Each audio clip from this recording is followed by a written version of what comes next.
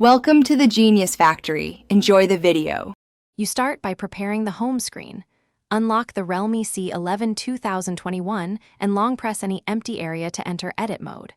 Once done, make sure you have space, either a free page or remove one app quickly. Now tap Widgets or swipe to the Widgets panel. This shows available widgets from installed apps. You need this view to pick sizes and styles. Doing these steps first saves time later and prevents accidental rearrangement. You now choose and place the widget. Scroll the widgets list and locate the app section like clock or calendar. Third-party apps appear too. Then long press the widget you want and drag it to the home page position that fits your workflow: top for glanceable info, bottom for reachability. After releasing, you can resize.